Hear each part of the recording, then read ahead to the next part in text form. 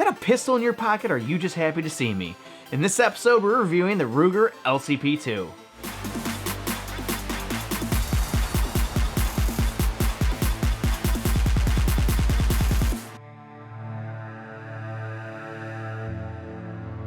Hello everyone, I'm Brian Kirby here with Take Aim TV. The Ruger LCP II is available in .380 and .22 caliber. It's often referred to as a pocket pistol, and it's a great option when deep concealment is a must. In this episode, we're going to be reviewing the .380 model and the newer .22 model, but let's start with the .380. The .380 features a polymer frame and steel slide with both front and rear slide serrations. The serrations are easy to grip, making racking the slide a breeze. The front of the slide is tapered, making holstering your pistol easier. To the rear of the slide, you see a recessed single-action hammer. It also has a blued alloy steel barrel. The fixed steel sights do not have any dots or visible markings, but can be acquired in good light. Moving down to the grip, you'll notice stippling on the front, rear, and the sides of the grip. For me personally, it grips pretty well for a small-sized pistol. Now, I don't have the largest hands in the world, so if you have bigger hands, it may be a little more difficult. But for me personally, it did the job. The .380 comes with a 6+1 round magazine with the option of a either flush base plate or an extended pinky base plate. Ruger does have an optional 7-round magazine that extends the grip even further, making it easier to shoot. The magazine release does protrude nicely, making it easy to access with your thumb and get yourself back into the fight with a fresh magazine. Unfortunately though, the mag release is not reversible. Sorry, left-handed shooters. The trigger is polymer with a safety mechanism in the center that can prevent the trigger from firing when being snagged. The trigger pull has a little pre-travel, but when you hit the wall, it offers a nice clean break. The reset is at the wall with a nice audible click, so you know exactly when to pull the trigger again. There's no thumb safety option on the .380, and the .380 does include a pocket holster. Now let's talk about the new .22 model. The .22 model is very similar in design and size compared to the .380, with some micro differences. One of the bigger differences with the .22 is the slide features new cocking ears and a lighter recoil spring, making it easier to rack the slide. That's great for new shooters. Another noticeable difference on this one is the thumb safety. Now I'm not going to debate the pros and cons of having a thumb safety. We'll save that for a later video. So whether that's good or bad, that's up to you. One of the obvious differences is the barrels, given the fact that it's a .22 versus a .380, so they're going to be slightly designed differently. And this one's also stainless steel. The grips are practically identical on the two pistols. The 10-round magazine that's included with the .22 does have a slightly different base plate than the .380. The .22 model does have a magazine disconnect, meaning you cannot fire the pistol without a magazine inserted. This also does include the Ruger pocket holster. The .22 also comes with a speed loader, the .380 does not. So let's get into more of the why you would buy this pistol in a .22 caliber. Now I want to be clear, I would never personally use a .22 for personal defense. It's just something I can't trust. The pistol itself did really good during testing, so there was no failure on the pistol's part at all. It didn't fail to feed or anything like that. The one problem I did have though is about 3 or 4 rounds did not fire. But that's .22 ammo for you. There are some really good .22 ammo manufacturers out there, but in general though, .22 rounds are not reliable. You occasionally will get one that just won't go off no matter what you do. Now, that reason right there alone is why you should not carry it for personal defense. If you are insistent on it, please train, and please know how to clear a malfunction and get yourself back in the fight as soon as possible. This would be great as a training tool if you own the .380. The nice thing about them is that they're the same exact size and feel to your grip. They feel the same, obviously, except for felt recoil. The recoil is heavier on the .380, obviously, because it's a .380 versus a .22. But it would get you the basic mechanics of knowing how shooting that gun works. So it's a great training tool. .380 ammo isn't the cheapest. .22 ammo is very cheap in comparison. So you could go to the range, shoot a bunch of .22s, get familiar with the gun's physical aspects, and that's where I think this gun really has its value. It'd be a great training tool if you're the person who carries the .380 on a regular basis. They're often called pocket pistols, but that doesn't mean you have to carry them that way.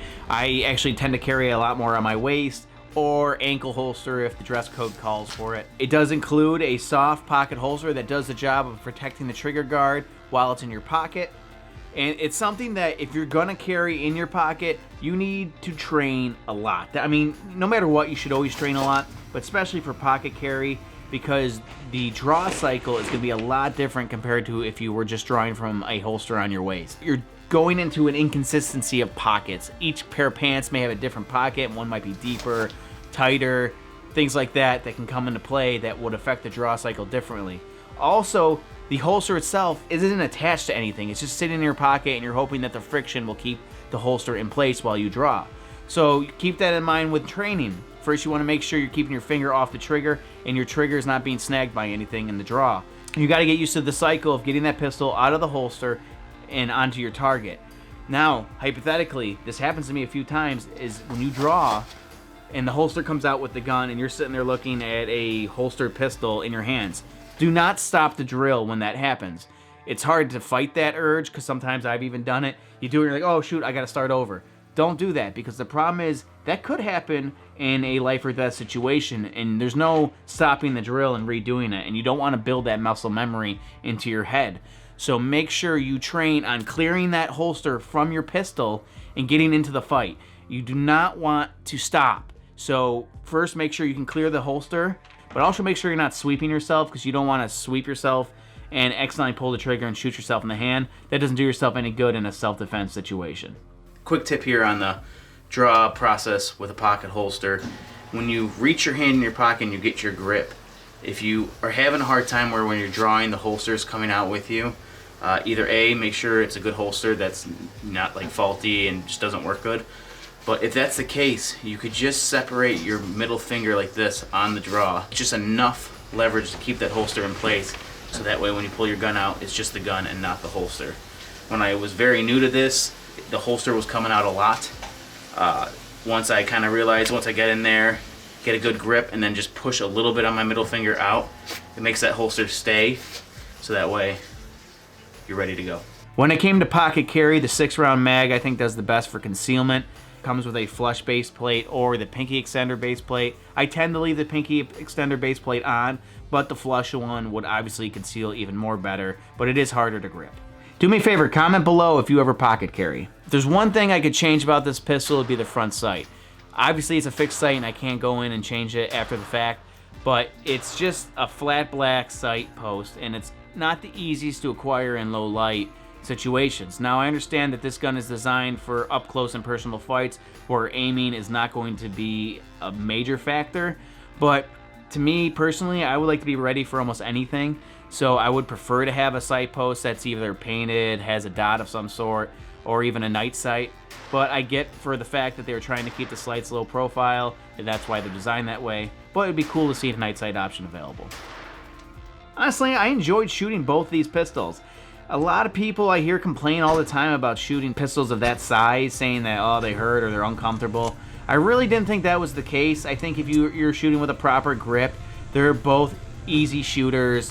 They're easy to load, the magazines are easy to load, their springs aren't stiff. They're just both easy shootable pistols, and to me that's very important, because I think shooting your pistols is something you should be doing on a regular basis. A lot of people buy these and they have an assortment of pistols and they don't shoot any of them, and that means they're not training.